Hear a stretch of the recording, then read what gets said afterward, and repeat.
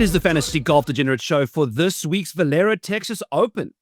And not as always, we are brought to you by ProphetX, the best alternative to a sports book, which we will be getting to here shortly. We have a full ProphetX segment, and I'm very excited for them to be the sponsor of our show going forward. Kenny Kim, as always, is sitting alongside me. What's up, Kendo?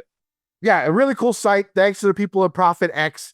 It's going to be something that we learn on a week-to-week basis, and hopefully you join us and learn how to use this site because lots of cool stuff. It's peer-to-peer betting, right? The book doesn't really take that much. You're going to take a little bit of your winnings. That would be it afterwards. It's peer-on-peer. It's sort of like the exchange in Europe. I don't 100% understand it quite yet, but I will. And hopefully you guys join in week to week. We'll be having a segment every week. Use promo code FG Degenerates when you go in there, and you'll get yourself 2% cash back when you put your money in. So up to $300. Should be fun.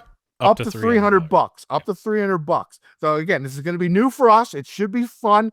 Looking forward to learning and trying to make some money all at this site, just like we did last year with Underdog when they became our new sponsor. We crushed them. We took all their money in the beginning. We are going to do the same, except we're not really taking their money.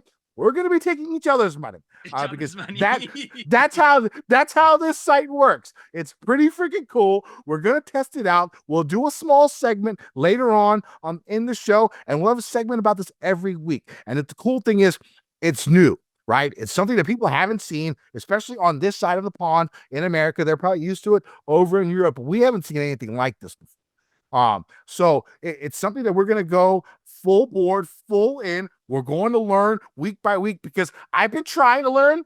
I don't quite understand it yet, but that doesn't mean it's not going to be awesome. And the whole process of getting through and trying to understand what to do, how to make the correct wagers, all that good stuff, it's going to be a blast. Make sure you tune in every week and get it. Make sure you put that money in when you do your thing for ProphetX. It's going to be a fun site. It's something brand new. It's going to be really cool. And we got some cool stuff lined up for it. And we'll do our first little segment here in a little bit. But before we do that, why don't we talk about this past week's I just do want to say Houston you guys Open. are very, very welcome. The reason this is the sponsor now is because it's literally peer-to-peer. So you can take my money.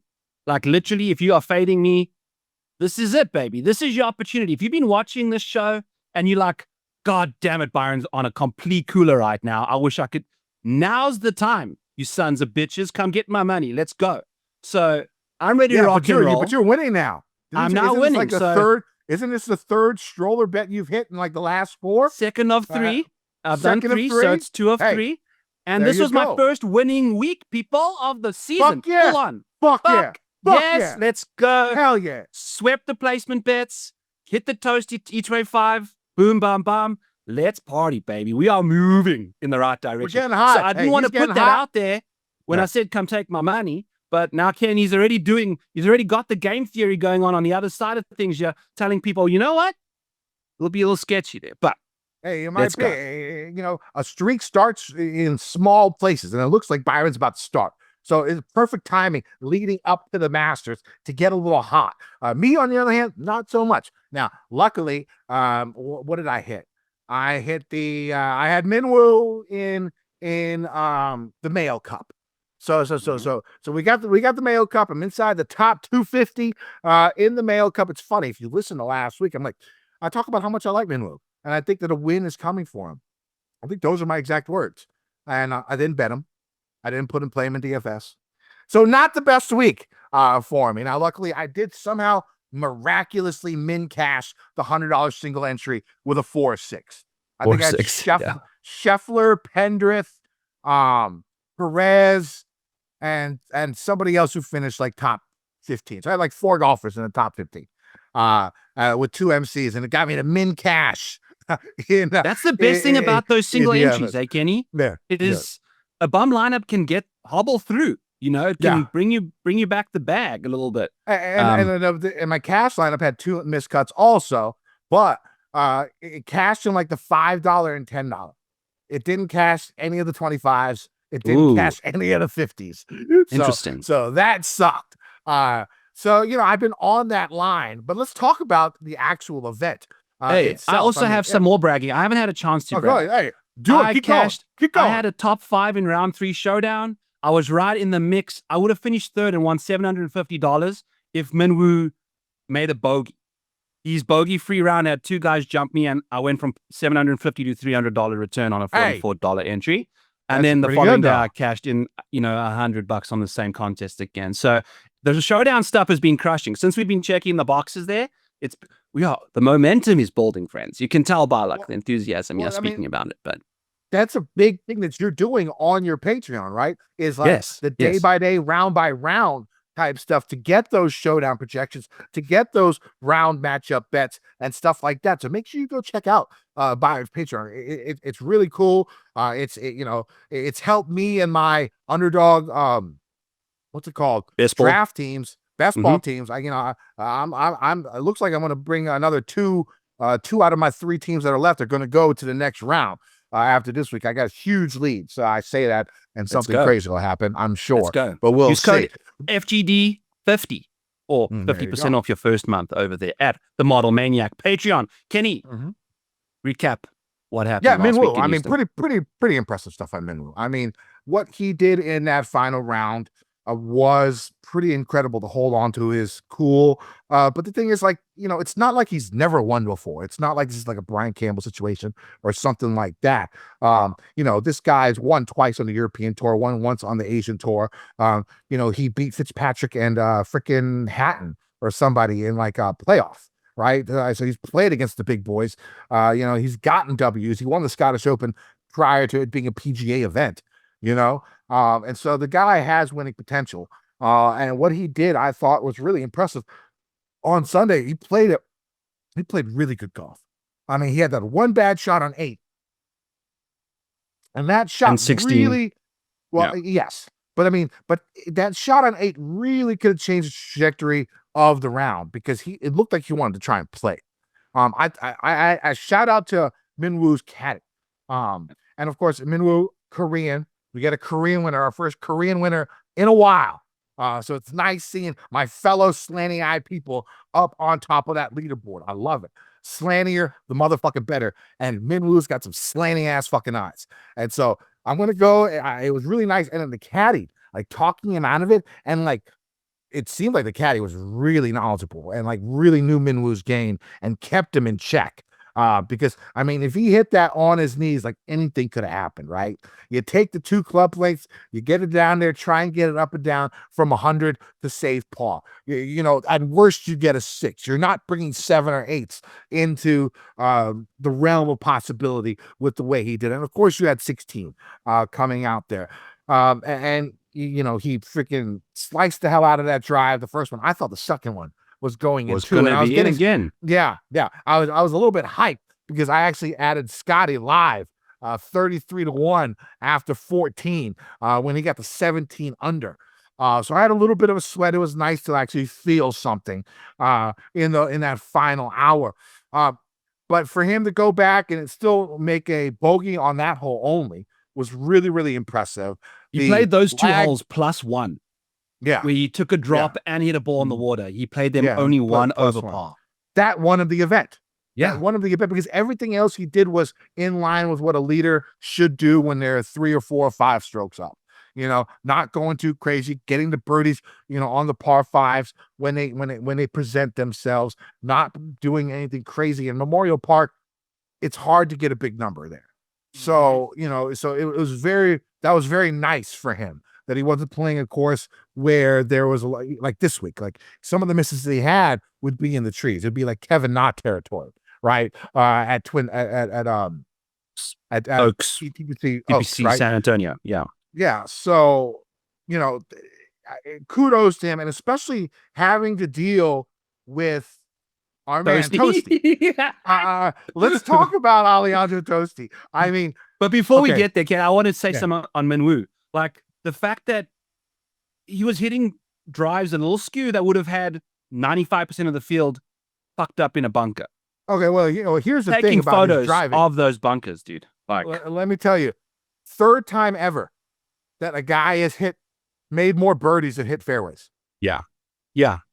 He only hit like 22 fairways. He had 26 birdies. For the week. Exactly.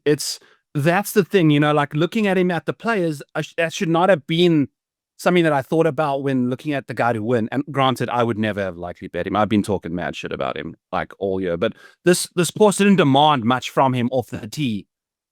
Outside of the 2 holes that he really completely botched, but it was so nice for him to just 195 ball speed, and Jesus Christ, dude, like just sitting on my recliner watching that body talk is insane. So Toasty, woo, spicy. Yeah, if you guys didn't hear what happened, supposedly, now this has been refuted by Toasty. By him. By Toasty. But during the telecast, Bones was talking about how Toasty was upset about the way 8 played out. Now, granted, if that hole took 30 minutes for that group to play, I would probably be pissed too. So what Toasty did was he talked to the rules officials after that hole, and it was like, why is there no penalty? Why are we not on the clock? Like, what's going on? Like a hole should not. I don't care what the fuck happened. A hole should not take 30 minutes. And valid. I think by Toasty. There are going to be disputes that the group ahead held them up, but Minwoo spent 12 minutes, I think, on the drop. Yeah, 30-minute hole. And that Toasty did not fuck with that. And he made it known to the rules official. And supposedly what Bones said that he did was on the 12th hole, he started playing real slow, like out of spite, which I find amazing. Personally, right? Like, I find incredible, all right, out of spite, because this is not like typical stuff that you would see a pro golfer do. Pro golf, of course, everyone's like, oh, got to be a gentleman, got to be this, got to be that. Yes, but I mean, like, it's nice to see personalities like this on tour. All on live. All of those guys are on live. All on live. It reminds me of the situation with Sabatini and Ben Crane, where Ben Crane was playing slow. Sabatini walked away, went to the next hole. Sabatini got a lot of shit for that. And I think Toasty's getting a lot of shit in the media for this. But I think when it comes to fans, I think we're all aboard. I don't know. Most people are. Most people are all aboard because, I mean, that's ridiculous. 30 minutes for a hole is ridiculous. And so he went out there, he talked to the rules official. He was like, yo, what's going on? Something should happen. This should not be allowed. Nothing the rules official could do, nothing the PGA ever does about that. So what he did, supposedly by Bones, is that he was like, I'm going to play this hole slow as motherfucker, like 100 yards behind Minwoo, just taking his sweet ass time on 12. Now, this morning, Toasty refuted this by saying he went to take a shit, and then that he had to make himself a drink, and that's why he was farther back. Either way, if that was an excuse or if that's really what happened, I don't care. I love this man because you need more personality in golf. You need bad people in golf. Like, if everyone's fucking good, if everyone's fucking Scottie Scheffler, it's the boringest sport ever in the world. That's why there's no rivalries. That's why there's no like love life. There's no hate. There's, like when you watch other sports, you can tell that there's some people that like despise each other, right? And that brings eyeballs. It's entertaining stuff to see, right? And so I think we need more Toasty. I need him featured group. I mean, supposedly he tried to fight Ryan Fox at the beginning of the round, which he refutes again. And I saw Ryan Fox dap him up and give him a hug at the end, after the round too. So, Bones could be on, like, it could be that evil golf media, even though he's Bones and we respect him, right? Because of what he's done carrying the bags of all these tour pros. Maybe he's just the corrupt golf media, like the quote unquote, right? The corrupt golf media as well, because Toasty was not having any of that this morning. But I thought that was incredible. What's your take on Toasty?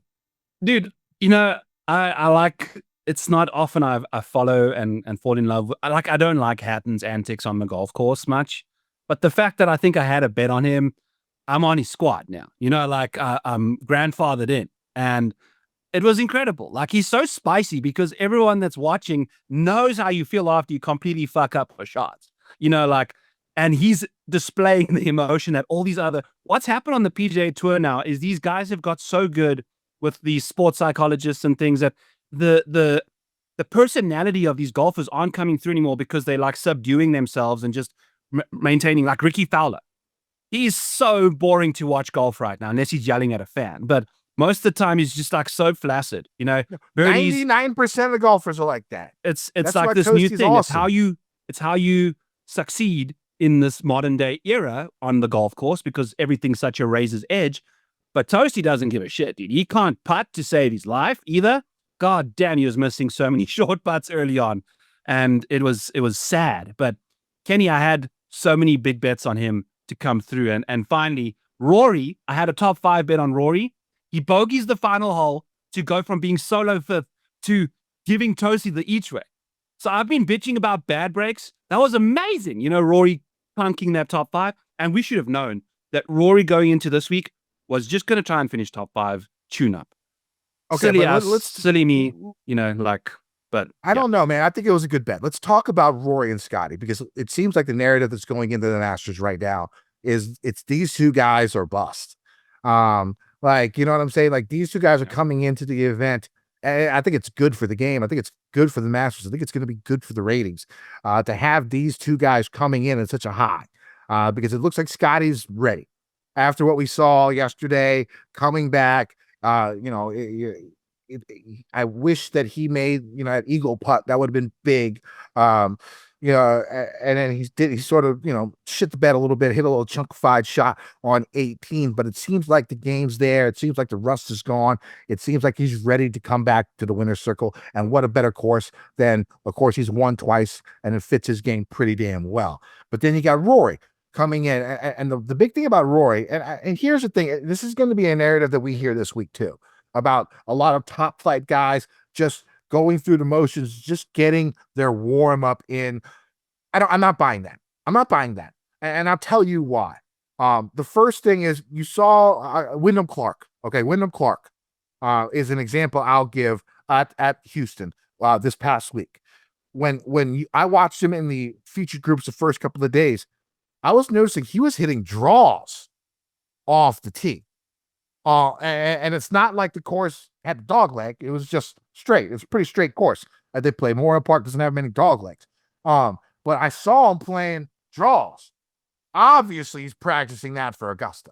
There's no other reason why a normal guy who hits the banana fade, so well, and so long would be hitting draws on a course that doesn't need the draw, right? It's obvious that he was working for the Masters.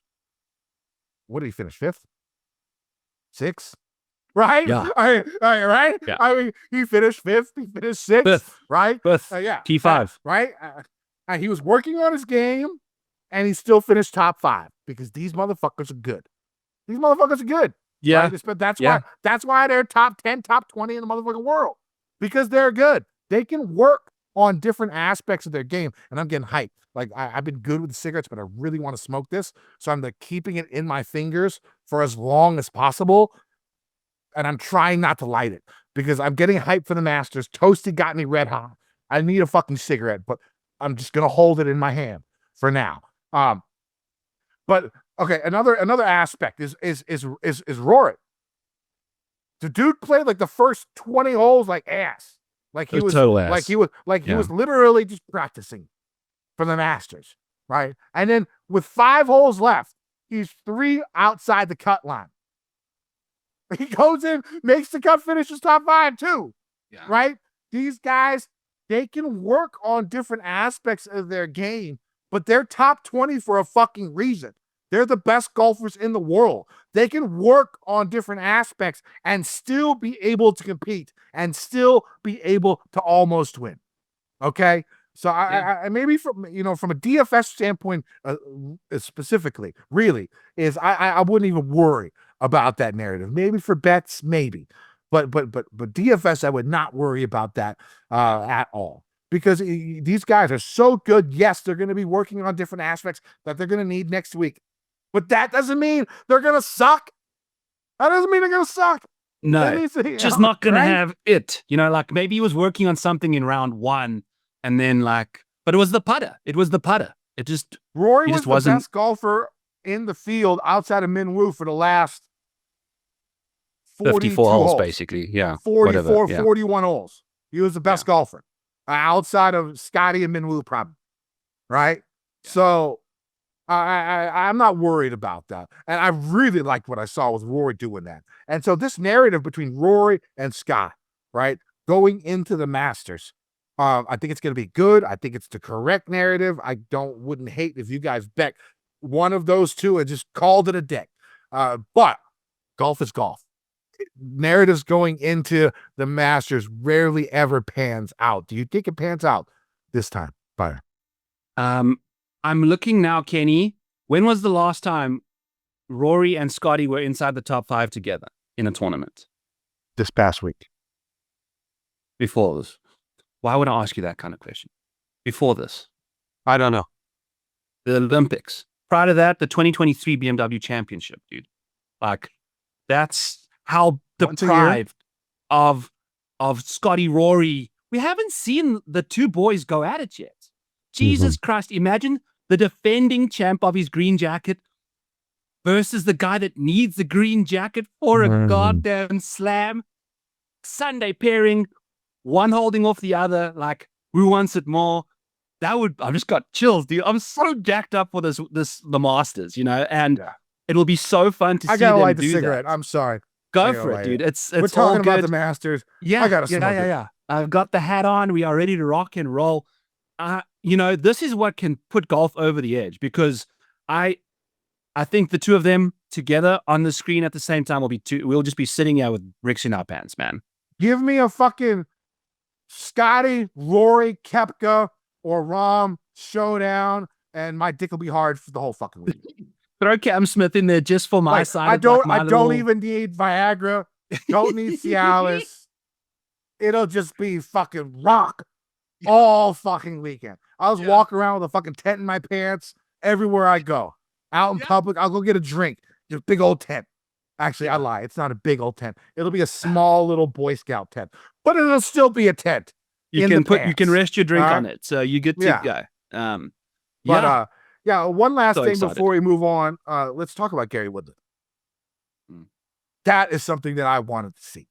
If he won that event after everything that happened, all that stuff from Full Swing. Now, the one thing is I've been touting Gary Woodland all year, and if he won this event without me betting him, I probably would have done very bad things. But it was really good seeing him in contention, and I love him this week. I know you're a fan. I know you're a fan of Gary. So yeah, what other aspects? Anything else we got to talk about before we move on? No, I just watched Full Swing over the weekend for the first time. You never want to rewatch stuff that you're in, Kenny. So just trying to toot my own horn there, but it was awesome. It was great. It was way more personable. The stories weren't so much about the actual golf. It was more about the shit going on, and goddamn, man, some great stuff in there. But Gary is destined. He's due, man. He's absolutely due, and his number's been jacked down all the way to 40 now. But I think he's going to do some stuff, dude. His short game gets better in majors, by the way. For some reason, he's just better at chipping and putting in majors, and he's now in the Masters because of that finish. Oh, is he? Oh, that's very nice. He wasn't in it until. Okay. All the hype was about Michael Kim and Ben Griffin, but Gary, I think, got himself into the Masters now. Yeah, Mike got in. My Korean brethren, again, he got in as the number 50. So he's in. On the number. Ben Griffin's 51. Did not get in. Has to win this week to get into the Masters. And the world golf ranking points difference between the two of them is 0.001.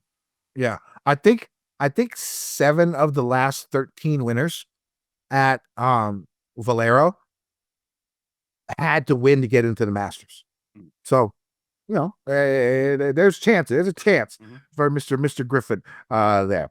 All right. So let's move on. Let's talk about ProphetX. Once again, remember to use promo code FG Degenerates. Get yourself 2% back up to $300 when you make your initial.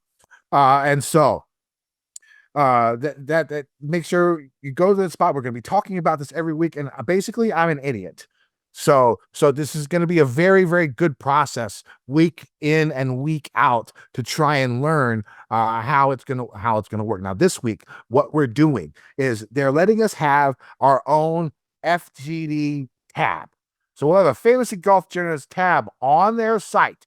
Okay, once you click the PGA button, you'll see a little tab that comes up, and it'll say FGD. I think it's either FGD or FG Degenerates on it, and it'll be one of our picks that we want to do for the week. And what we're going to do this week is we're going to do matchup picks where you can be on my side or you could be on Byron's side. And of course, this is like a small aspect of what this site really does. As we get more comfortable with it, week in and week out, we'll be explaining everything, but we're just going to start off simple for the first week. Okay, we're going to do a little matchup here, and let's talk about how this matchup is going to work, Byron, because we're going to go two guys in a similar odds board, near the similar odds board, where we're going to do this matchup, where I like Eric Cole this week for Valero.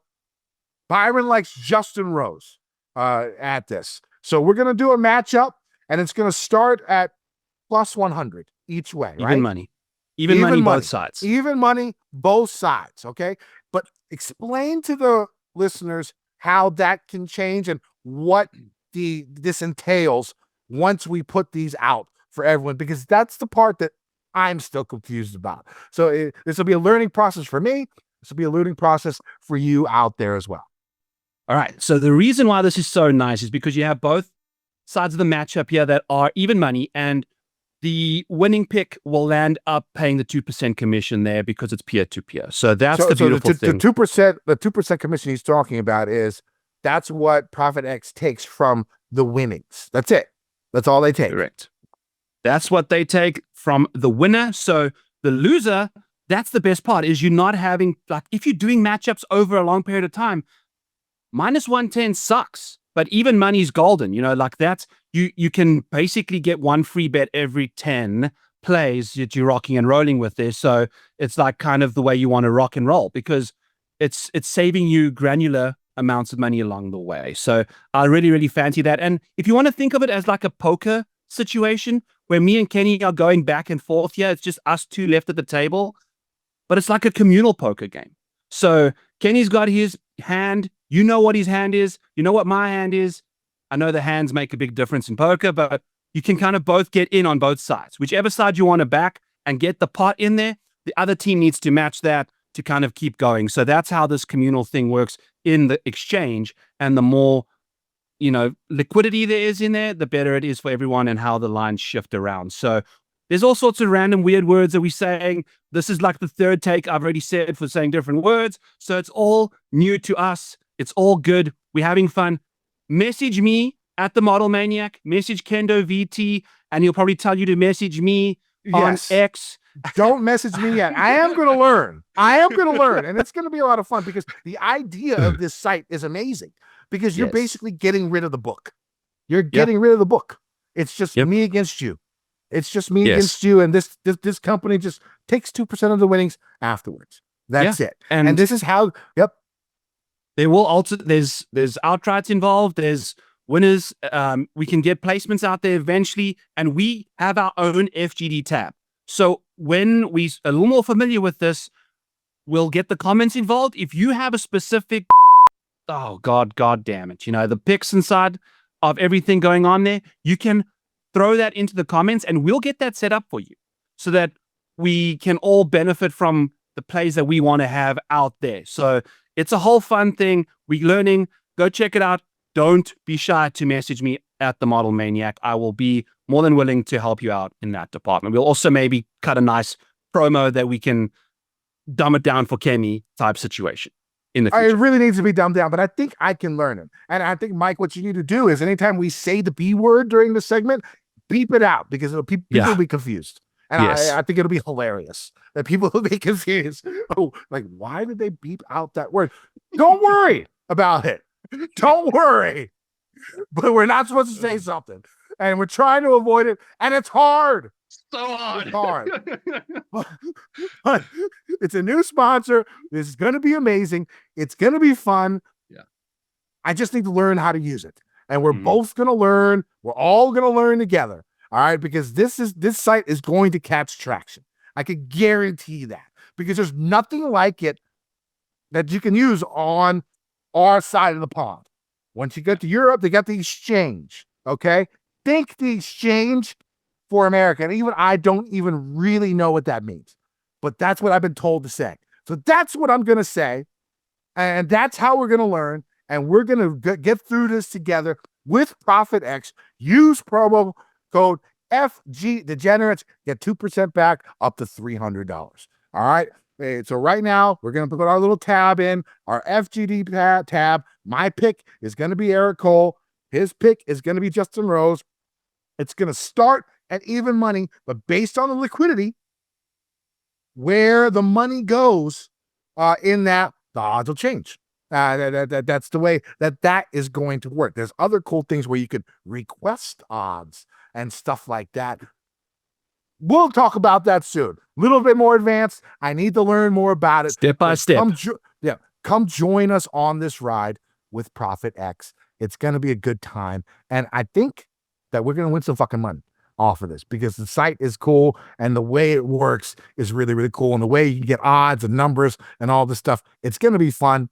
I'm going to do my best to learn it. Byron, Mike is already, go ahead. The chances are very good that one of us wins money because we go against each other.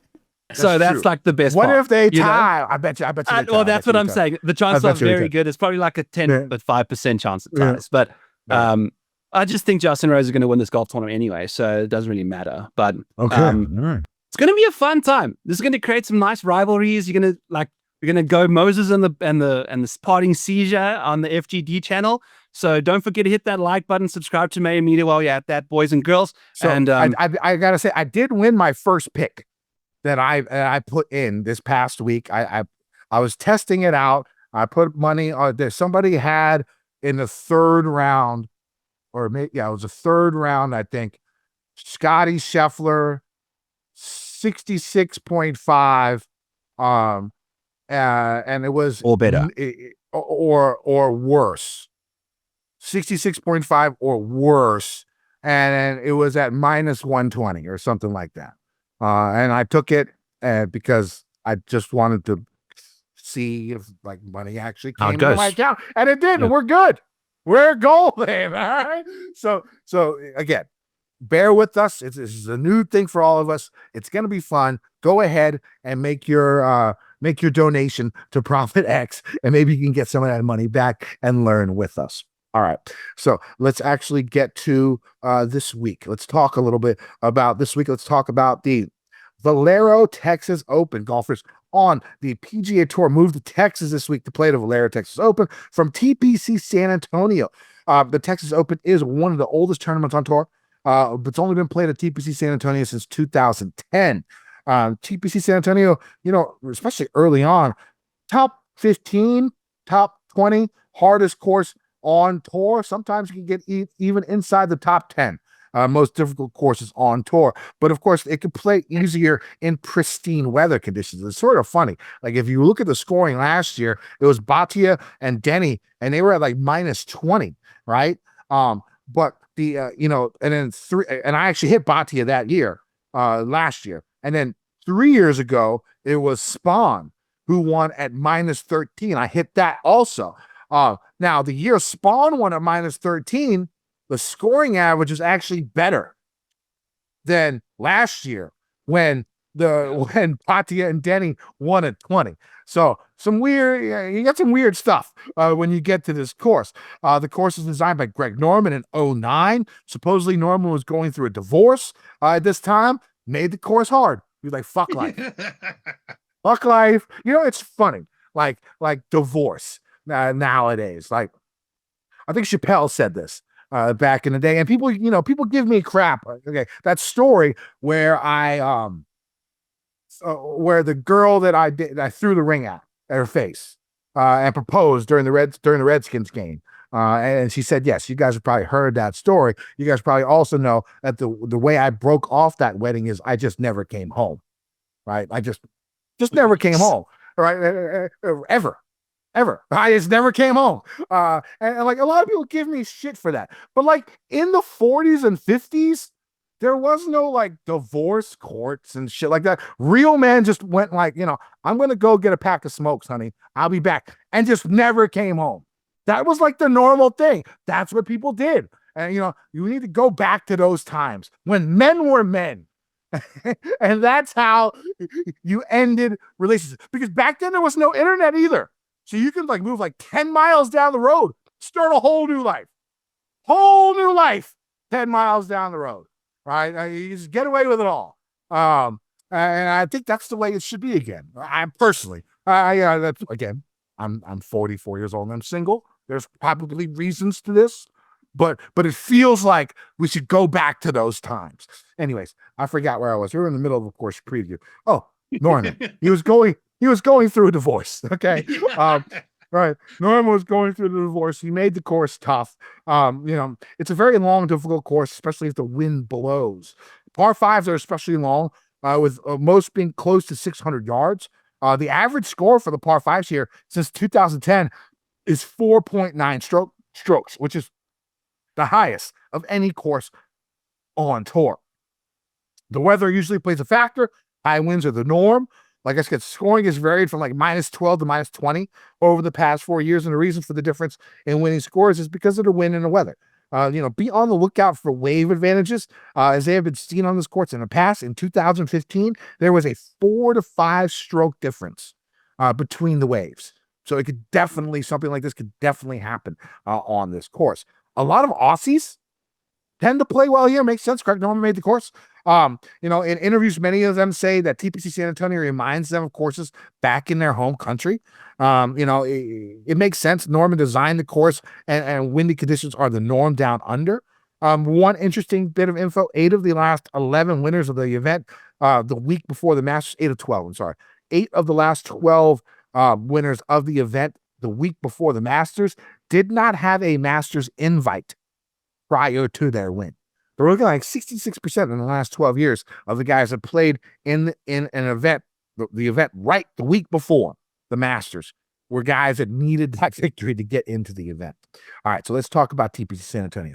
7,450-ish yard par 72, 4 par 3s, 4 par 5s, only 1 par 5 reachable by all. There are 58 bunkers on the course, super bunker heavy, and water hazards on 3 holes. Off the tee, golfers are going to face narrow tree-lined fairways that get more narrow the farther from the tee box the drive goes. Large bunkers are in play. Looking at past winners, it doesn't seem to favor bombers, even with the course length. Part of this is due to the fact that the longer holes are usually played with a prevailing wind. In the golfer's face. I'm sorry, the longer holes have a prevailing wind in the golfer's back. The shorter holes tend to have a prevailing wind in the golfer's face. So, this is something that, helps the shorter guys because they get a little bit more pop with that wind behind them on the longer holes. Now we've seen an uptick of bombers here recently. This could be due to the fact that the event shifted to a week before the Masters. Because of the shift, they've made the rough on the course much shorter than when the event was played in the summer. Okay. Native areas are going to play a big factor. I mean, famously, Kevin Na's 16 occurred here. On number 9, these native areas consist of desert, brush, trees, and rocks. Golfers need to get very lucky, to hit it when they hit into these areas to succeed. These fairways are some of the toughest on tour to hit, as only around 56% of tee shots land in the short grass. Once again, the rough used to be a bit thicker on the course, but as I said earlier, since it's moved to the week before the Masters, we've seen the rough cut much shorter than the past as they try to mimic Augusta for golfers in every way possible. On approach shots, golfers are going to see average size greens that are multi-tiered with a lot of undulation. Like Augusta, the edges around the greens are closely mowed, so many approach shots that just miss will lead to tricky up and downs for different collection areas or bunkers. Only around 57% of approach shots land on the green. So getting it up and down from off the greens is going to be important, but not nearly as difficult as Augusta. The greens are usually firm, but we've seen them be a bit more receptive because during the seasonal change from when it's gone from the summer to the spring. They're going to be fast with a stick meter rating of around 11.5. But it could even get quicker. It just depends on how they feel and how close to Augusta they really, really want to get. The grass used on the greens is Bermuda grass, and it's overseeded with pollen. Once again, something that we've seen a lot of in the last month and a half. Byron, what are you looking for in golfers this week? Kenny, you got to be in charge of your game, young man. If you are spraying like Wyndham Clark at a golf course like this is scary because you don't have that penal rough, but if you are just a little bit offline, you in the trees, like that's the thing. Last week was the total opposite. You could be offline with the short rough, but the trees are so scattered in Houston that you were able to make it. And sometimes there weren't that many problems, right? There's only 3 water hazards here, but if you miss wildly off the tee, you're looking at like the native area. You're looking at trees. It's a lot more issues off the fairway than what we saw last week. Absolutely, man. And it's a 7,400 yard golf course, but the par fours not a single one of them eclipses 500 yards. So it's all the damage on the yardage side is coming on the par fives and the lengthy par threes, So the driving average is like 10 yards shorter than tour average typically. So there's options for everyone. Like Matt Kuchar continually playing well at this golf course is all you need to know. Like that's you can just piece this part again, like apart all week long. So that's going to be what I'm looking at. And it's fun because we got some fun guys playing. Course history it's not Augusta. Augusta's always in its own A tier. I'd say this is the bottom of the B tier when it comes to course history. Guys that play well at this venue typically play well, more often than not. So bear that in mind when kind of looking at your options this week. All right. So before we get to the betting segment, we do have a winner from our YouTube comments game that we play every week. If you guys don't know, go to our YouTube comments page on our YouTube page. Pick the winner, who you think is going to win that week. Be the first person to pick the correct winner. You'll get a free month of Byron's Patreon site. Again, we've talked about that stuff, all the cool shit out there. And so the winner this week, and I think it's somebody who's won before or something, because the name sounds very, very familiar. It's at Brian England 6885. He picked Minwoo Lee, so he will be getting a month of Byron's Patreon for free. Make sure you go out there, do this every single week. It helps our algorithm. It gets more people to watch. So let's go ahead and get this done. Yeah, definitely have some course history plays and stuff like that. But why don't we move on to our kickbackgolf.com betting segment. Go to kickbackgolf.com, use promo code FGD15, save yourself 50% on all of their cool merch, their jerseys. They got a whole bunch of Augusta jerseys out there, like a Scottie Scheffler Augusta, a Jordan Spieth Augusta, really cool stuff for the Masters. If you want to get your buddy or if your wife's, they have female jerseys as well, get yourself a gift. It's really cool. Go to kickbackgolf.com. Use promo code FGD15. Who wants to start this week? You want me to start or you want to start, Byron? Go ahead, Kenny. Go ahead. I got a bunch. All right. So I'll go ahead and go over my favorite bets for this week. Let me pull up my little sheet here. Where are we? Valero bets. My first one. It's going to be Corey Connors. 25-1 with 3 places. Now, what we've seen, we saw Minwoo win last week. Corey hasn't won in a while, but he's playing really good golf. 3 straight top 10s. He's won this event twice.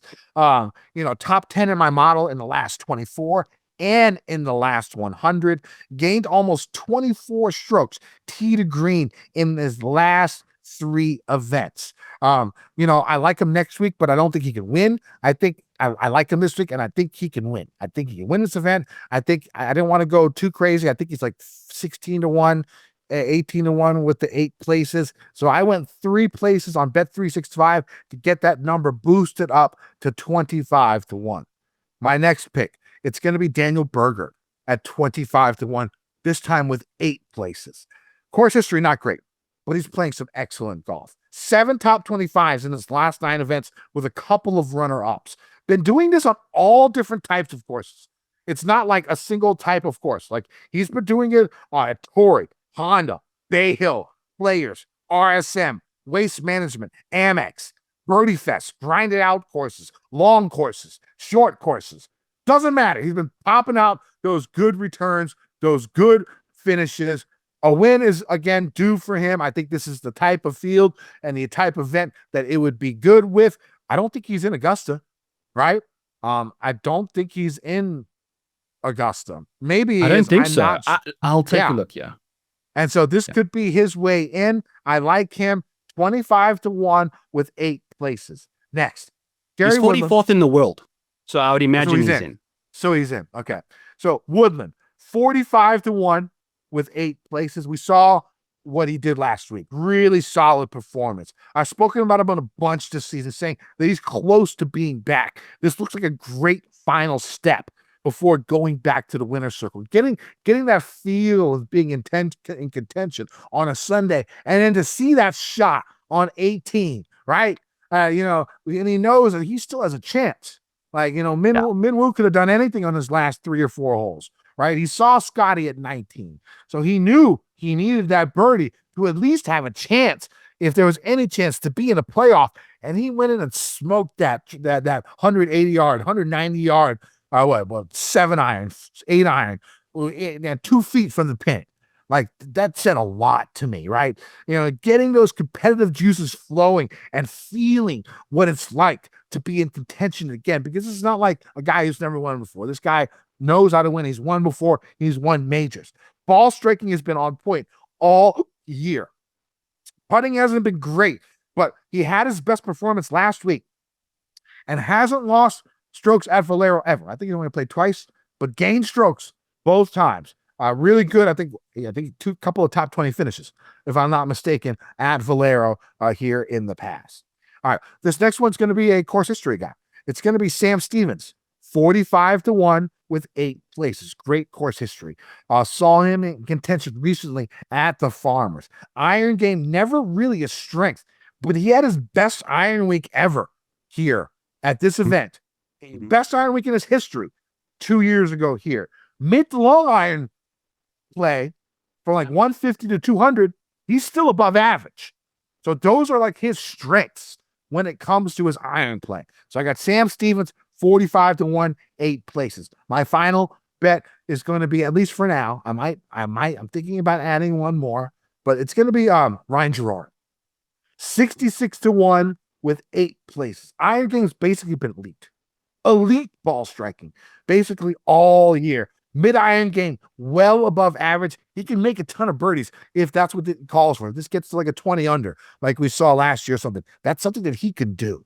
He had some good finishes here recently, top 10. Last week, give me Ryan Gerard, 66-1 with 8 places. So here are my bets for this week. Corey Connors, 25-1 with 3 places. Daniel Berger, 25-1 with 8 places. Woodland, 45-1. 8 places. Stevens, 45-1, 8 places. Gerard, 66-1, 8 places. What you got this week? I love it, Kenny. Right off the top rope, I'm going to go with Keegan Bradley, 25-1. I think he wants to play on this this Ryder Cup team more than he wants to captain this thing. You get on that team by winning tournaments. I don't think he cares which tournament he wins. If it's the Masters, if it's the goddamn Valero, he wants to put that oil in his Ryder Cup tank. So 25-1, playing great golf. Love that Keegan's like one of the best total drivers on the court, in the world, because he's accurate and got some pop.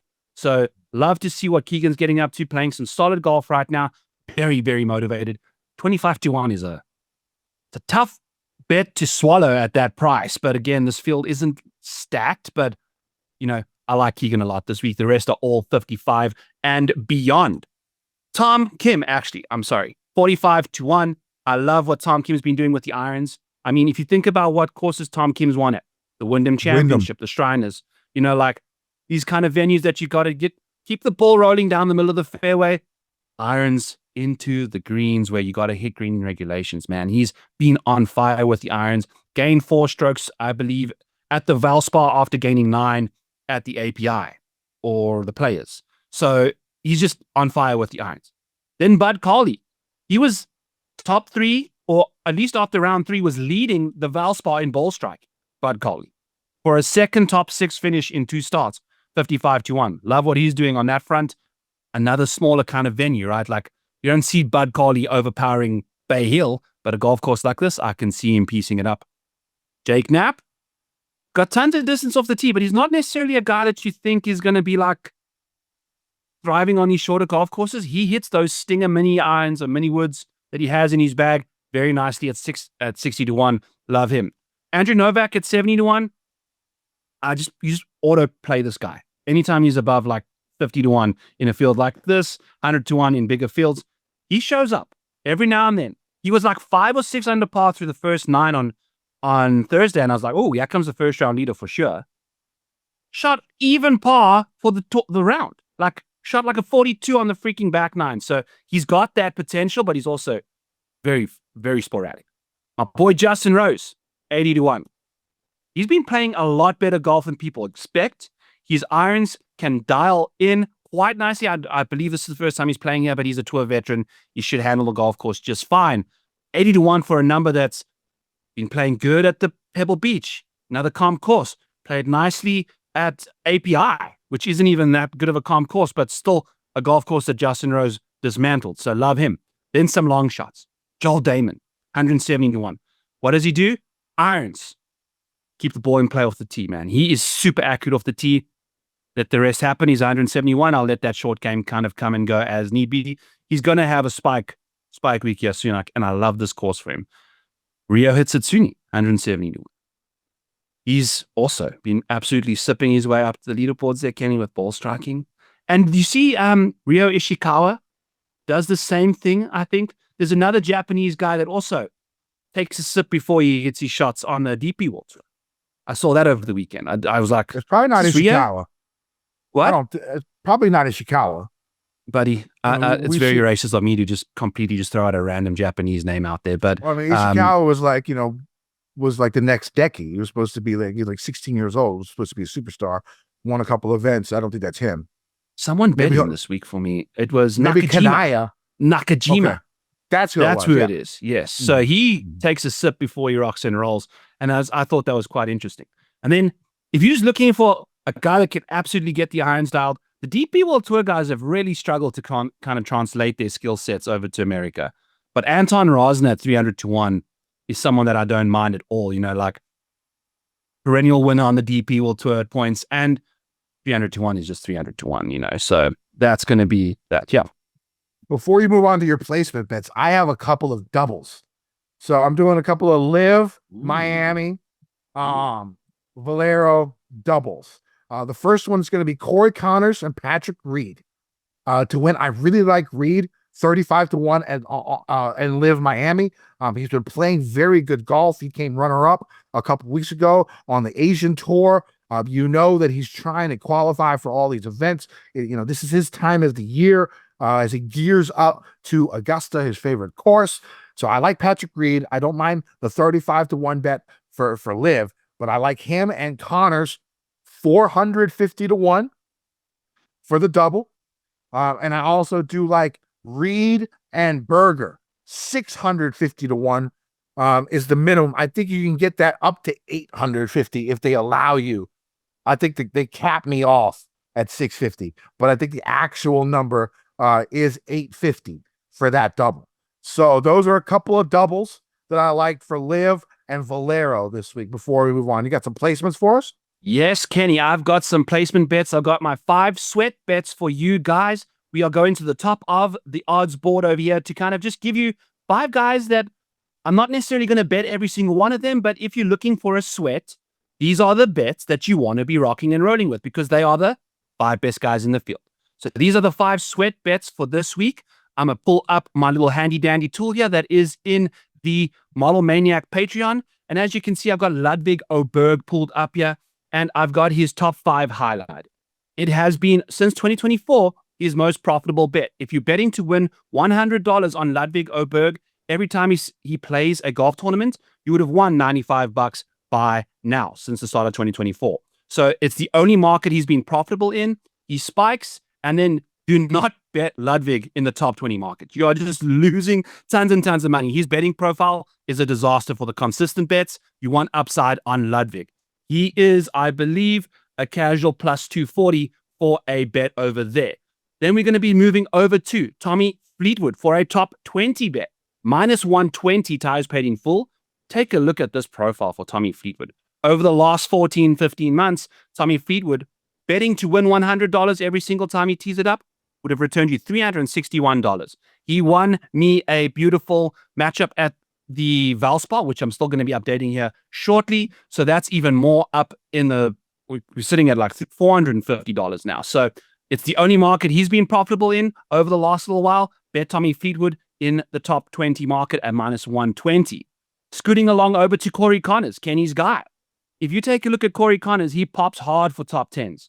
He's always inside the top 10, yet his upside just doesn't seem to be there. His worst bet that you could have made on Corey Connors is a top 5 bet.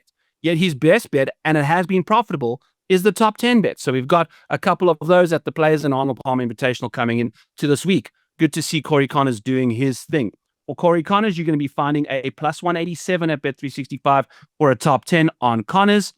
Then Hideki Matsuyama is basically just in the top of the odds board because of his name. He is not playing good golf right now. And the last top 5 bet he cashed was the Century. And if you go click on the last top 10 bet, it was the Century. If you go click on the last top 20 bet, it's only been one in the last 6. So I don't see myself betting him at all this week. But if you have to bet him, the top 5 bet's the way to go because it's 4-1. You're only laying $25 to win 100 versus a top 20 bet. You're going to be laying negative odds, kind of thing like that. So you want to be just taking on the least capital investment that you need for a bet like with this guy. You know, he's not playing the greatest golf right now. Give yourself some upside, but not investing that much. And then our final bet is going to be Patrick Cantley. The only market he's been profitable in the last 15 months is the top 5 market. He popped off at the Genesis Invitational and the American Express. So those are 2 of his last 5 starts to really kind of find himself in the mix over here. So he's one of these high-end guys. I love his total driving around this golf course. I'll potentially be looking at betting him top 5 at plus 400 for a Patrick Cantley top 5 over there. So as always, use code FGD50. You can grab this tool, part of the Model Maniac Patreon over there. Link in the description below. Kenny, which of those 5 bets, if you were listening at all, is your favorite this week? Yeah, like top 5, baby. Okay, the last one. I like it. You got to remind yourself about that recent memory there. Beautiful, safe. I appreciate that. Top 5. No, actually, I think like he's him. got a shot, yeah. No, let's go ahead and talk. Let's go and do these DFS blood, sweat, and tears. Let's go to this 10K range. Cantley is my favorite play. Yeah, mine too. Cantley is my favorite play. You think Oberg? I mean, like I said, this is not like it's 10 yards less than most the tour average at driving distance. So, you know, the driver might be sort of muted when it comes to Oberg, and that's like his biggest strength, right? You see Fleetwood. I mean, are you really going to play Fleetwood over either one of those two? I mean, I know Fleetwood's like the model darling, and maybe he'll pick up some steam.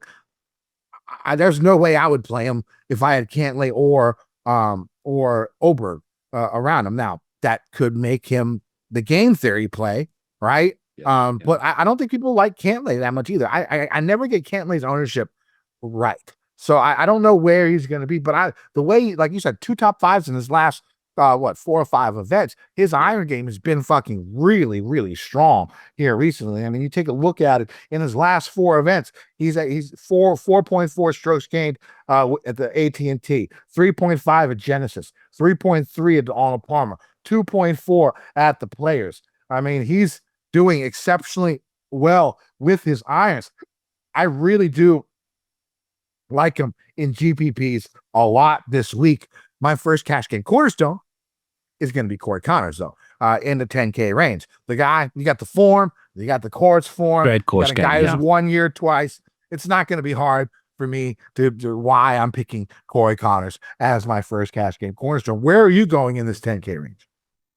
I love the Cantley play because he's got 0 course history, Corey Connors has got all of this. I mean, his worst finish since his first win on the PGA Tour in 2019 has been a 35. You know, like a 25th last year is his second worst finish at this golf course in the last 5 years. You know, that's a perfect cash game play, Kenny. You know, I love that. And again, we just mentioned Corey Connors, one of his worst profit markets is the top 5 market. Like, where's the upside there? Compared to the top 10 market, you're just going to be getting Corey perfectly in that nice little that range there. So I love that for you in the cash game side of things. Cantley without the course history, great recent form, great total driver of the golf ball. Love what he's getting up to as well. You know, he's very, very Keegan-esque when it comes to distance and accuracy with the driver. And then, you know, Tommy Fleetwood, I'm just going to bet the top 20 and call it a day there. I just think, you know, he's also just not going to give you much juice. Granted, I said that about Minwoo Lee, and he went and won the tournament, but it is what it is, you know. So I do fancy a big Patrick Cantley at the top there. Ludwig is interesting. What do you think he's going to get up to this week? He's so over. He's like Mr. Cut at the Players, Mr. Cut Jan 2022, won a Genesis Invitational, finished 14th here last year. Who are you saying? Oberg? Yeah. Yeah, I don't know. I mean, like, people love him and the talent's there. I think he's going to be over 20%. Yeah. You know, I don't think you're going to see like Scottie Rory numbers where it's like 30 or 40. But I do expect Oberg to be over 20%. I think it's going to be sort of more spread out because there is no Rory. There is no Scottie. You know, I think we're not going to see a 30 or 40% guy. We're going to see, you know, 23, 26% be the highest owned in this field. And, you know, Oberg probably would be it because you know, it's 10-8. It's not like you're paying an arm and a leg to get him. And, you know, skill level, the guy's all there. You know, there's no doubt about that. Now let's get to this 9K range. My second cash game cornerstone is going to be, you know, I had a tough time with this. It's either going to be Berger or Bhatia. I think I ended up going Bhatia. Yeah. In this, because again, the course history, right? You know, he won here last year. The form is excellent coming in. But I'm going to have Bhatia as my second cash game cornerstone. I do like Berger a lot. I'm going to use him a bunch. I bet him outright, and I don't hate it if you want to use him in cash. The only reason would be he's played this event twice. Granted, it's been 6 years ago, and he hasn't really done very well. And so in cash, I tend to prioritize course history more than I would in GPPs. So I'll go ahead and use Bhatia is my second cash game cornerstone. I like Berger in GPPs. I think I might play Spieth, bro. I think I might play Spieth. I've seen enough where he's had instances of like it's been looking pretty good, right? And this is a course where the winner gains less from strokes gain off the tee than like 90% of all other courses on tour. Right. And of course, that is going to be his biggest weakness. And it could be muted because, you know, you don't get a lot of the winning scores. You know, your scoring doesn't come from off the tee as much as a lot of other courses comparatively. So I think I'm gonna jump on Jordan the week before because, you know, it's going to make the perfect narrative for next week. Right. Jordan wins this event. Right. Jordan wins this event. And then we get Rory, we get Scottie, we get Jordan all on fire coming into this event. Like, I need that in my life. Like, I need it. Like I need it. I need it. I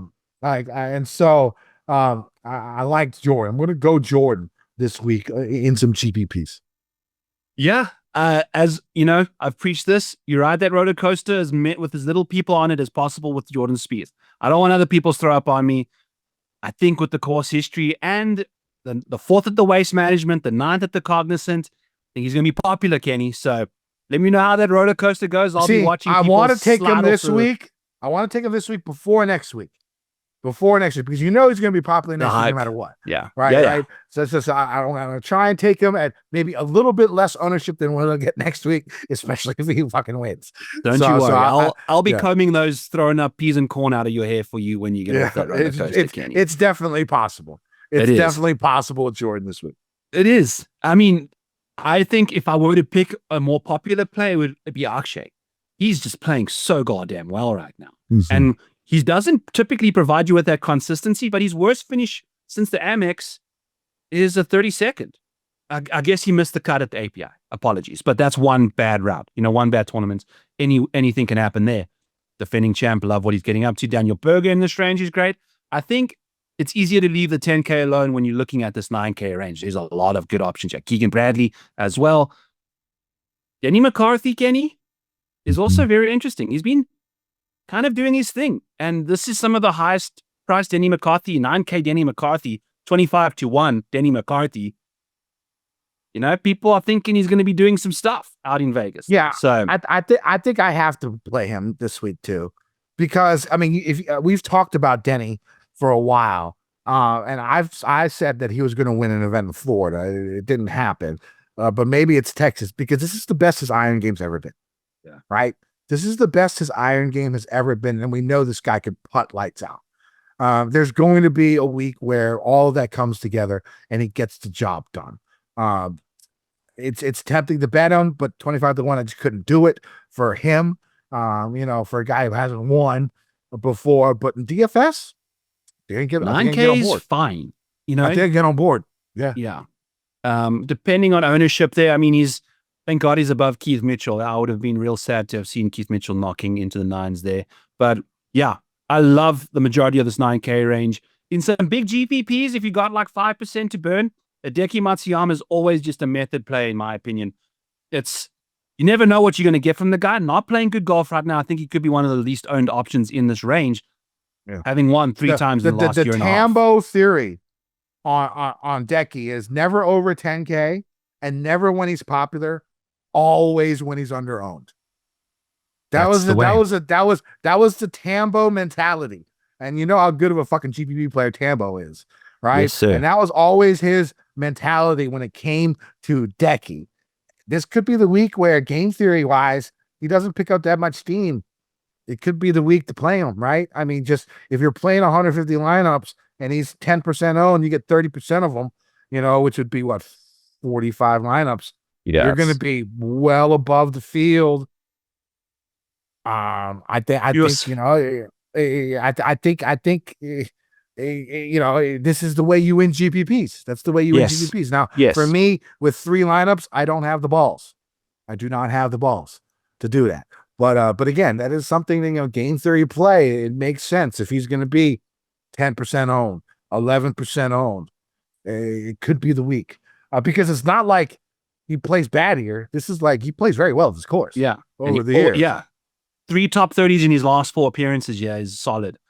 Just hasn't really done much since the century trouting over there. So, yeah, it's exciting. Exciting to see what he can do. Jesus, if he can start playing some good golf and just balling up at Augusta, that would be even better too. Yeah. Okay, moving along. Remind me to give away 2 Augusta futures, or should I just do it right now? I have just 2. What you got? It's not even an outright. It's top 20 in all 4 majors. Go and grab yourself Colin Morikawa at 14-1, and then get the top 10 at 66-1. Collins did it last year. I think he top 20 at all 4 last year, and he's done like 7 of the last 8 or 9. It's like insane to see what he's got up to in the majors the last little while. 14-1 at 365. Bet MGM's got him at like 6-1. So the number at Bet 365 is way nice. And then Shane Lowry. Here's the thing about Morikawa before you move on. I know he hasn't won in forever, but in my opinion, he's been the 4th best golfer in the world in the last year. Even without the win, I think Rory, Scottie, Xander, and I think even without any victories, the way Morikawa has been playing, he hasn't gotten the results, but I think, in my opinion, he's been the 4th best golfer on the PGA Tour in the last 12 months. It's got to be coming for him soon, and I think the top 10 and the top 20 bet that you got, those are great bets. Yeah, there's no doubt he's been the top 3 most consistent golfer over that period of time. Like if you're just looking for guys to just constantly be there. And in the majors, man, he's a major guy. So love that. And then Shane Lowry, also, his strokes gained on my tool. The strokes gained for majors is better than strokes gained signature events and strokes gained regular events. So he's easily just a much better option in that department. His odds are 33-1 for a top 20. For Christmas, I gave my father-in-law, my brother-in-law, a Shane Lowry and Colin Morikawa top 20 and parlayed them together for $1, you know, just because, why not? You know, I thought it was a fun, get them invested in the majors, you know, just because it's a fun thing to do. So I love those two guys for the top 20s. And I think it's like 66-1, some crazy numbers for Shane for a top 10, you know, in all four. You got to just give that a little extra bit at the top there too. So figured I'd mention that. And then also, I changed my grips from normal grips to mid-size grips over the weekend, and I've gained 15 yards. I have been using the same grips on my golf club since college, and me and my buddy went and hung out in my garage and did some stuff, and were sniffing in gasoline fumes, which we were using to slip the grips on there. And I've done that before. When we took the grips off, I removed all the layers of tape around my shaft and just put the other grips on just straight up there. So I've been holding like a little toothpick for the last year and a half. And I'm like, why am I hitting my club so short? But I think just changing to the mid-size is instantly giving me 15 yards. And I know it sounds weird, but just that club stability at impact with the bigger grip in your hand it's clutch, dude. So I'm super excited for the season, by the way. I played on Saturday and I was hitting my drives like I was Rory. Just fucking pummeling drives. Like I hit like 10 of 14 fairways. And was hitting them like 260, 270. I had one with the wind in my back that was close to 300. Like I attempted to go for every par 5, like in 2. Like, and that never happens for me. Like I'm always like in the rough or somewhere over here. But like I hit so many fairways and I was hitting them so deep that like I went for all the par 5s in 2. I didn't make them, but I got close. You had a shot. Yeah. And so I don't know what was going on in my swing that day. It just felt so good. And then I played Sunday and I played like ass. I was pushing everything to the right. I think I couldn't get the glutes activated because I was still sore from playing the day before. Playing 2 days in a row, like, was no problem when you were like in the 20s and 30s. Now, like, I could barely move. And I've been really focusing on stretching a lot. I stretch for like an hour before I play. But I think when I forget to stretch is my legs, because that's what really hurt me on Sunday. So that'll be my next thing. But anyways, enough about us. Let's get to this 8K range. I know. I just had an ADD moment there. It's okay. It's our show. We could talk about whatever the fuck we want, whenever the fuck we want. That's why it's great. 8K range. I like the Koreans. Give me Siwoo on a little bit of flop lag coming back this week. They see their Korean brethren win. I mean, I know freaking Minwoo is Australian, but I'm not fucking Korean. Look at him. He's Korean. He's Korean. Look at him. All right, you know, Australian. He's fucking Korean. Look at him. All right. And so I like Siwoo. Again, even with the miscut last week, it hurt me because he was on my cash game cornerstones. I'm willing to go back. This seems like a course that could suit him. His course history is very, very solid here. Again, around the green game, very, very good. So give me a little bit of Siwoo, and I like Tom. I like your Tom pick. You went over all the reasons for Tom earlier. I know a lot of Koreans reside in, both of these Koreans reside. I don't know. Yeah, both of them reside in Texas. So they're used to the wind. They're used to the conditions. You know, there's a big, huge Korean population in Texas. And these guys, most of the Koreans outside of Sungjae live in Texas. They know how to work this weather. They know how to deal with it. I like the two Koreans, and I like Sam Stevens in the bottom. He, especially in cash, I have him in my cash lineup as of now. He's not one of my cash game cornerstones, but he's in my cash lineup. We talked about him in the betting segment. Who do you like in the 8K range? Yeah, Sam Stevens, second at the Farmers, 31st at the Genesis Invitational, you know, long iron intensive venue, and then 14th and second. Yeah, so love what he's up to. Love him at 8K flat. Maverick McNeely, if you're just looking at the pedigree of the golfer and not what he's been up to the last little while, he's missing like 3-foot putts. He went, Kenny, from being one of the best putters in the world to being now a ball striker and just not even knowing how to putt anymore. It's just insane to see what he's got up to with his skill profile. So that happens, right? I mean, like you focus so much on certain skills and then you sort of leave others behind. It's happened to me. I used to be a really good putter. Like I used to be pretty damn good. And my short game used to be pretty damn good.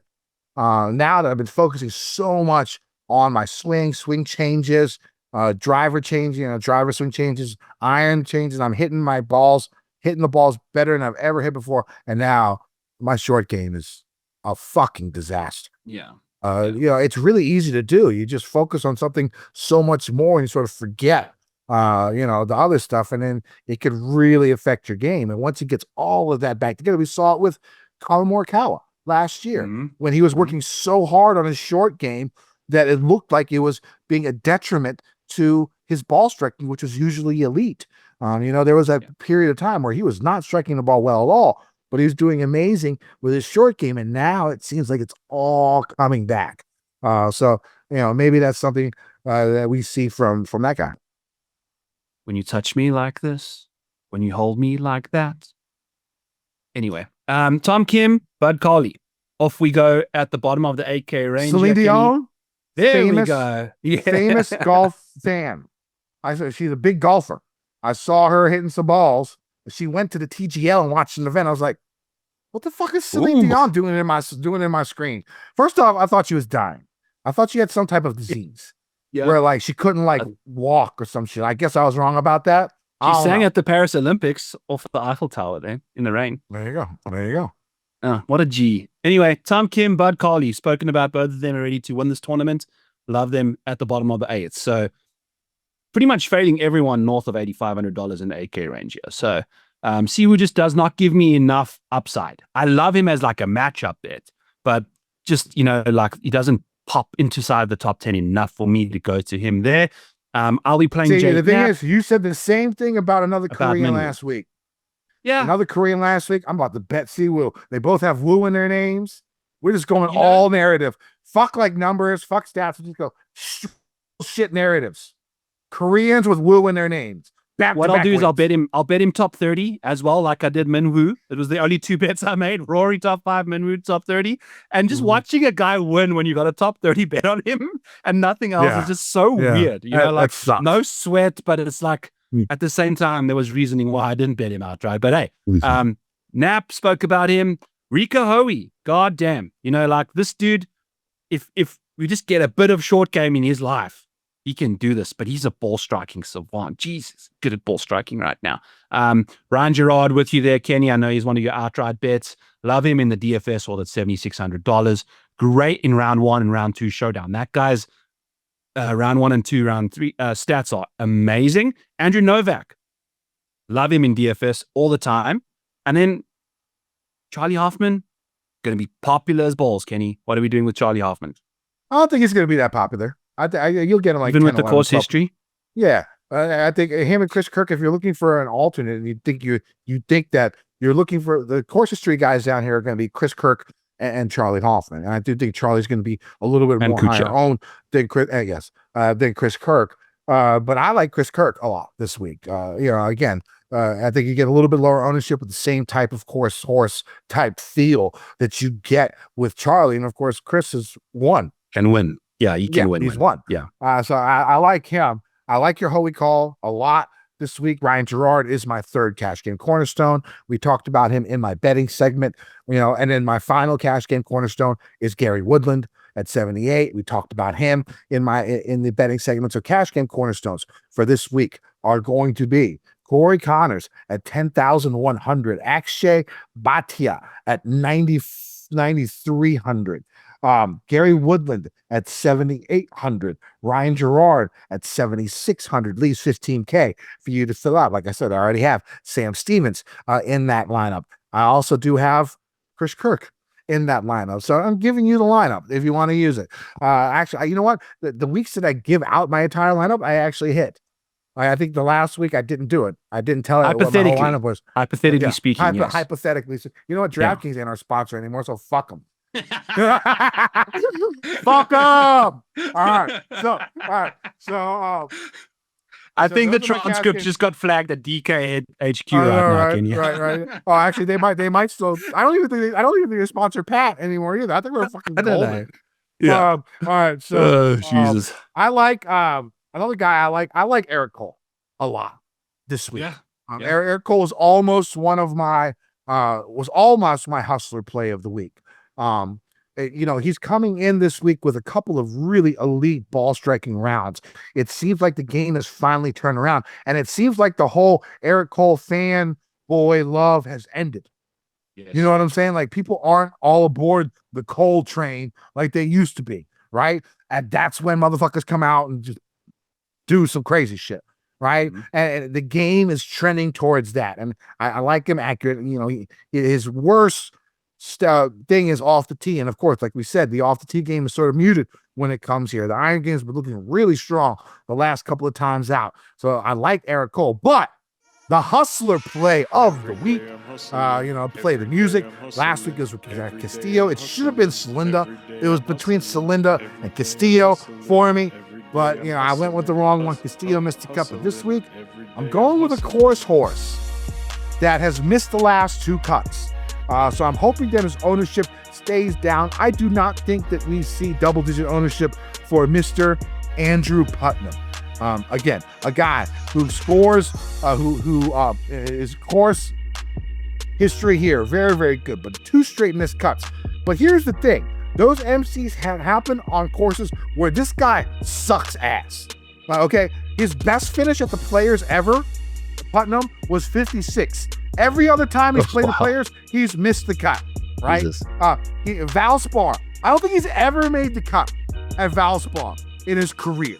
Those are the 2 back-to-back MCs he has leading up to this event. He's top 25 in my model. Great, good driving numbers. Good driving is something to look at this week. Good driving is a combination of driving accuracy and greens and regulations from the rough. That's what good drive percentage is. And I think that's something that's important this week on a course where you're only seeing around 50 to 55% fairways hit and only 50 and green and only regulations. 55% green and regulation. I think good drive percentages is important. And he has very, very strong good driving numbers. Iron play has been strong, very good from 175 to 200, above average from 150 to 175.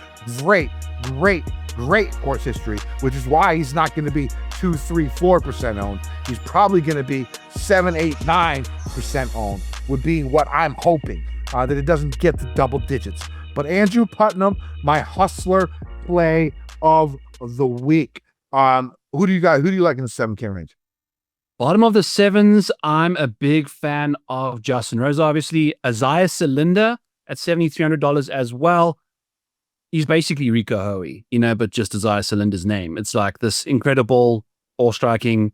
Who knows what we're going to be getting from the short game side of things there. Love you, Eric Cole play. If you're looking for a hustler play of the week who's been fired from his job, is Matt Wallace at $7,100. I'm taking Kenny's situation here. I'm rocking the shades and cap.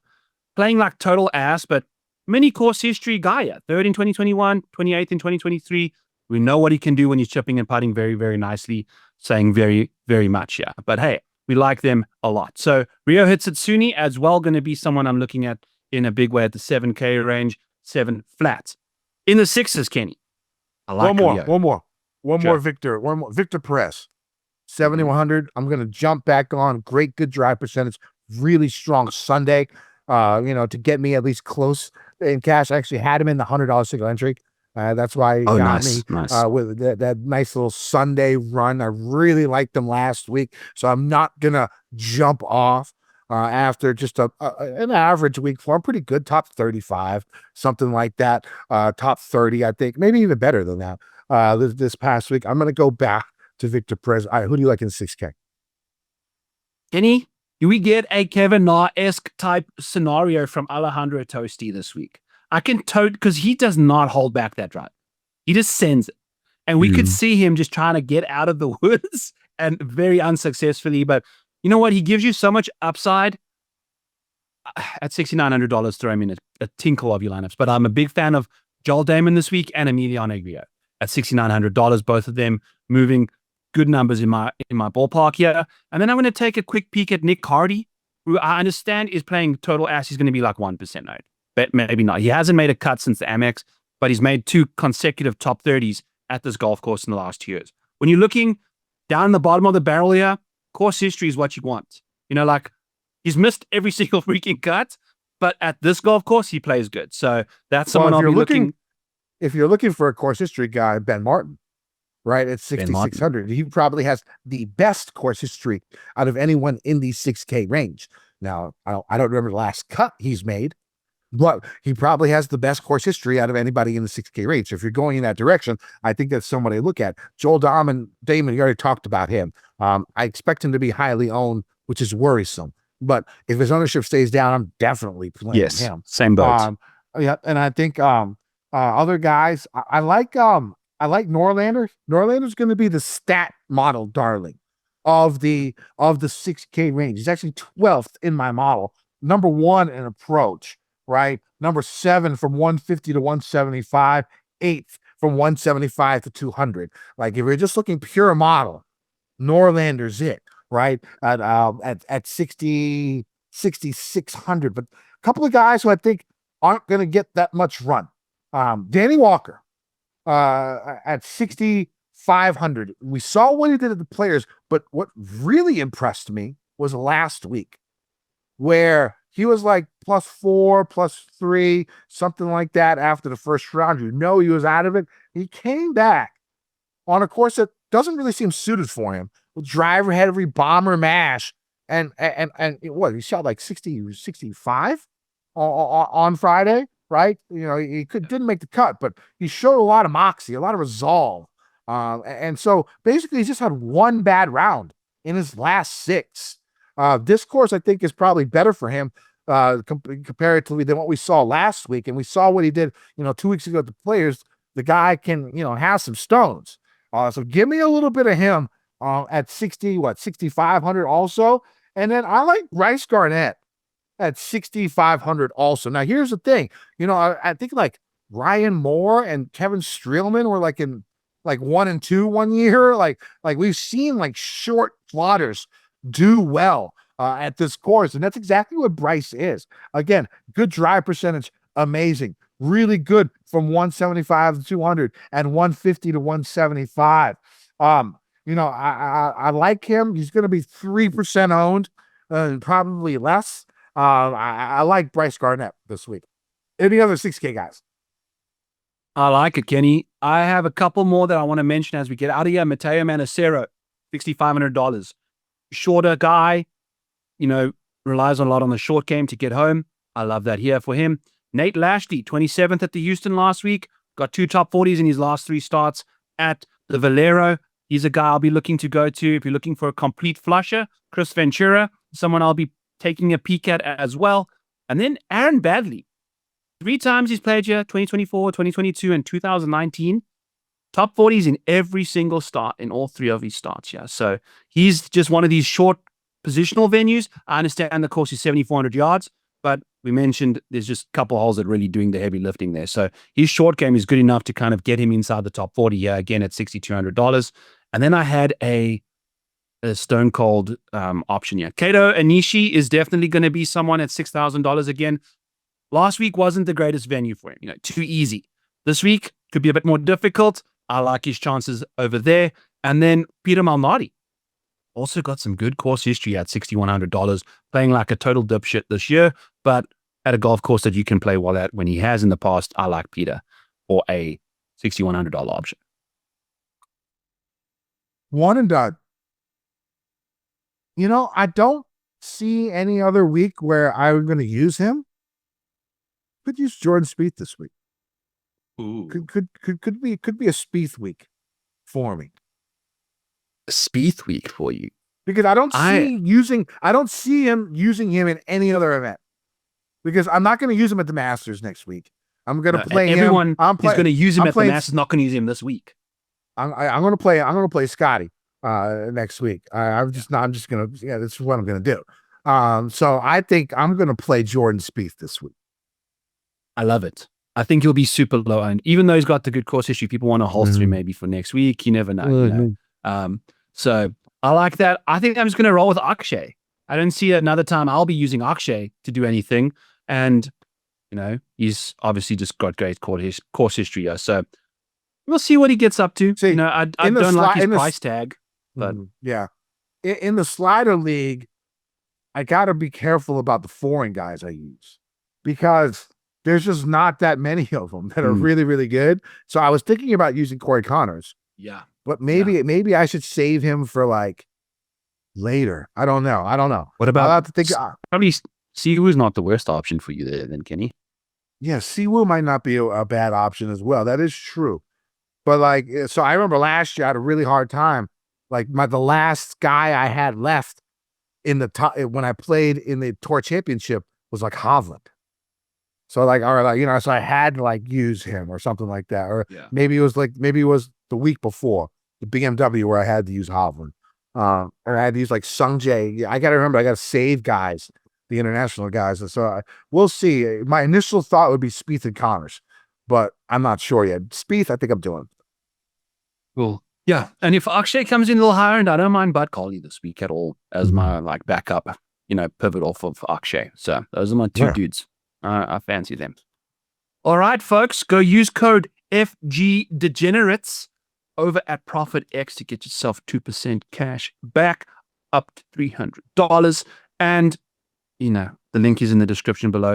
If you have any questions, hit me up. Hit the comments up. I'll reply to you in the comments, even if you don't have Twitter or X as it's known now. Check out my Model Maniac Patreon. All the tools that you've seen on the screen here can be found over there. Use code FGD50 for that. And let's have a freaking week, Kenny. Get us the hell out of here. You can find my shit on X at Kendo VT. Any live bets, any changes to my cash game cornerstones, any of that good stuff. Make sure you go check that out. Should be a fun week. We got the new sponsor. We're gonna learn. We're gonna learn, and with you guys, it's gonna be fun. We got the Masters next week. This is the greatest part of the golf season. I am looking forward to it. Let's have a good time. Let's win some motherfucking money. Gen Nation.